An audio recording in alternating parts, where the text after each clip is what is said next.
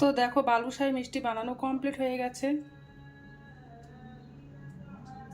Hello বন্ধুরা, digital cooking থেকে সবাইকে স্বাগত জানাই। আমি আজকে আবার অন্যদিনের মতো নতুন একটা রেসিপি নিয়ে এসেছি, বালুশাহী মিষ্টি।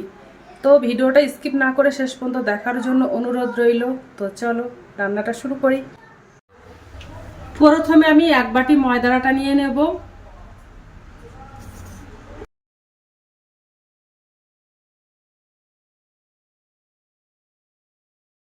হাফ চামচ বেকিং পাউডার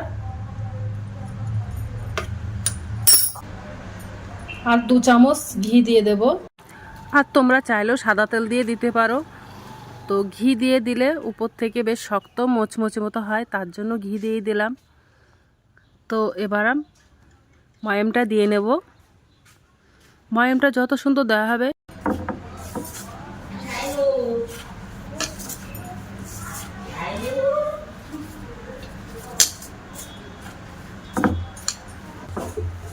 ভালো করে ময়ামটা দেব। ময়ামটা ভালো করে দিলে মিষ্টিটা কিন্তু খুব সুন্দর হয়।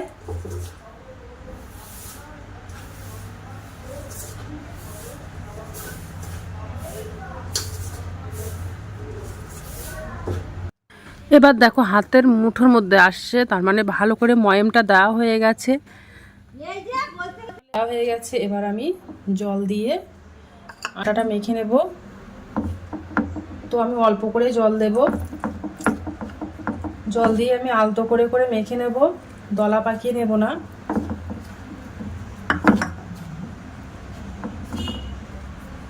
বেশি চেপে চেপে মাখালে ডোটা খুব ভালো হবে না, তার জন্য আমি আলতো করে করে মেখে নিচ্ছি, যেন ওটা ভিতর থেকে ফোলা ফোলা একটা ভাব থাকে। তার জন্য আর অল্প অল্প করে জল দিয়ে দিয়ে মেখে নেব, একসঙ্গে অনেকটা জল দেব না। দেখেছো কেমনভাবে দলা পাকিয়ে পাকিয়ে নিচ্ছি, এইভাবেই নেব।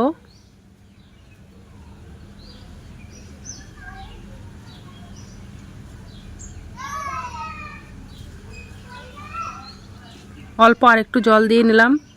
আর ডোটা একেবারে শক্তও করব না, আর একেবারে নরমও করব না, একটা মিডিয়াম মতো করে নেব।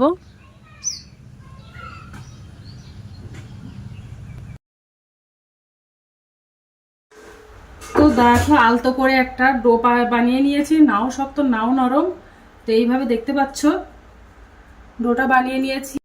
তো এবার আমি একটা ভিজে কাপড় দিয়ে 10 মিনিটের জন্য ঢেকে রাখবো, যেন ডোটা শক্ত না হয়ে যায়।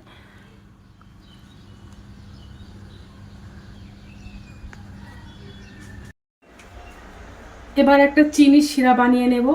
তো চলো। তো এই বাটির দেখো হাফ বাটির বেশি চিনি নিয়ে নিয়েছি। এবার চিনিগুলো কড়াইতে দিয়ে দেব। হাফ বাটির বেশি, যতটা চিনি নিয়েছিলাম ততটা জল দিয়ে দেব।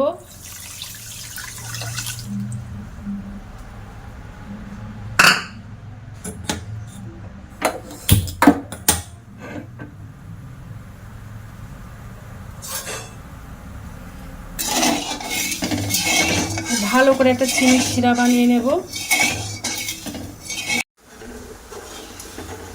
তো এবার চটচটে দেখে একটা চিনির শিরা বানিয়ে নেব।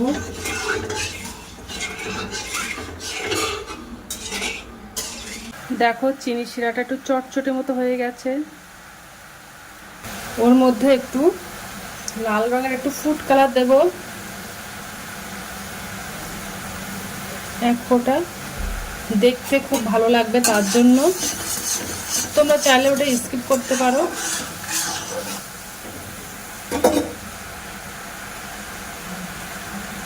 এটা বানানো কমপ্লিট হয়ে গেছে। এবার আমি গ্যাসটা অফ করে দেবো, এবার মিষ্টিটা বানিয়ে নেব।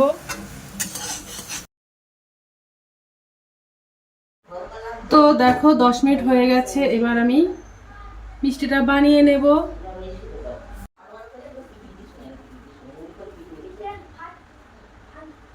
তো এইভাবে হাতের মধ্যে নিয়ে নেব, নিয়ে এবার গোল মতো করে নেব আর আলতো করে করে নেব।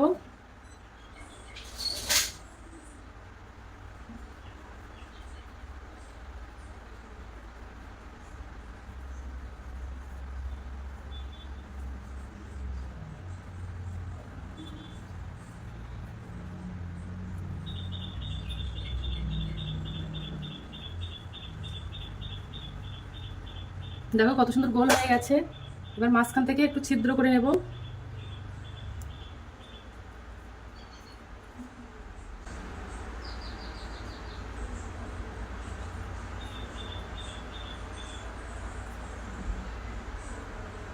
দেখেছো মিষ্টিগুলো সব বানানো কমপ্লিট হয়ে গেছে। আর দেখো কত সুন্দর ফাটা ফাটা মতো হয়ে গেছে।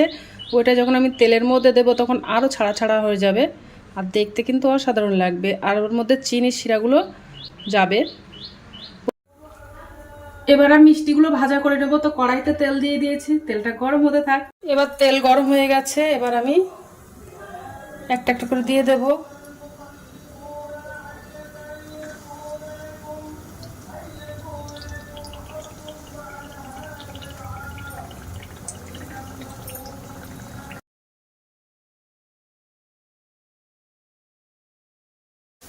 এবার একটু উল্টে দেব।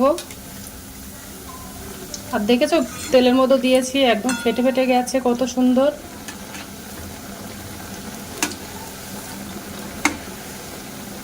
আর একদম ফুলে যাচ্ছে।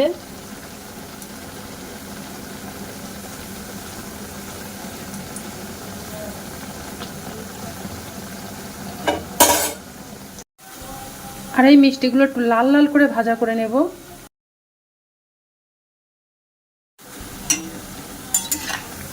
তো দেখো লাল লাল করে ভাজা হয়ে গেছে, এবার আমি তুলে নেব। তুলে নিয়ে এবার চিনি শিরার মধ্যে দিয়ে দেব।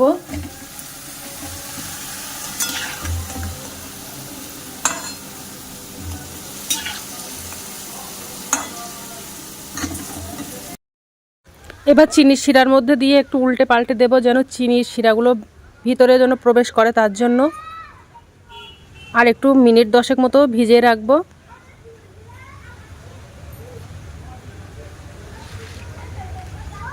এবার একটা প্লেটে তুলে দেখাবো, দেখো কত সুন্দর হয়েছে। আর একটু ভেঙে দেখাবো, ভিতরটা একদম রসালো, কত সুন্দর হয়ে গেছে।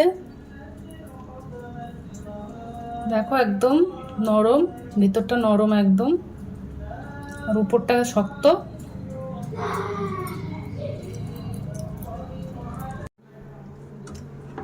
হ্যালো বন্ধুরা, তো দেখো দোকানের মতো বালুশাহী মিষ্টি বানানো কমপ্লিট হয়ে গেছে। একদম দেখো দোকানের মতো হয়েছে।